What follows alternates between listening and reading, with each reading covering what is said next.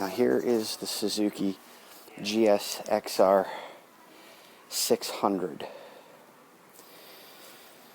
And there's not too much difference between the 600 GSXR and the 750 GSXR. Not too much difference. You could see the white accents on the top here. And because of the season, it's fall, winter, they're chopping the prices, as you can see, off of the bikes. But good gosh, I mean, look at this. After taxes, tags, and everything else, you're looking at $12.5, close to $13,000 out the door for one of these babies. But arguably, I mean, look at this, just the way this bike is set up compared to the R6. You see how you have that sort of, you have the tank on the R6, and then it kind of like how the seat doesn't really dip too far, and then it just kind of goes up to the perch right there, right? Okay, now if you look at this bike, you have a much more pronounced dip in the seat configuration. And to me, this just makes the rider feel more comfortable, more confident. It's a beautiful swing arm on the bike too. I like it's very retro with the white wheels going back to the mid-'80s with like the Honda VFRs and the older GSXRs where they did this paint scheme. It's just a really, really smart, really nice paint scheme. It makes the bike pop. And then when you sit on this bike, oh my gosh, it's so much more it's just so much more comfortable.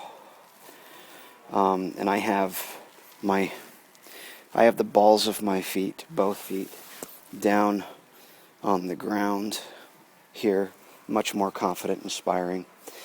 You just kind of feel much more locked in, like tucked in on this bike, which to me is and this does have a steering damper. You can see it down there,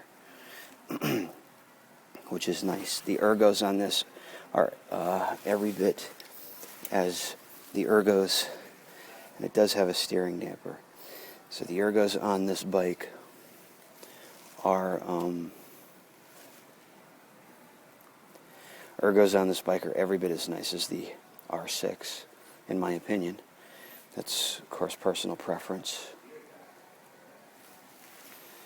But man, it's just your legs come in closer to the tank, which really gives you a lot more stability, in my opinion, of being able to hold and control the bike when you're stopped. I mean, this is a much more confident, inspired. The clutch is very easy.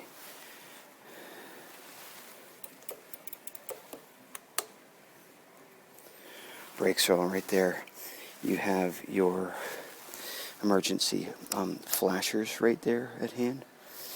I really like this feature, the passing lights.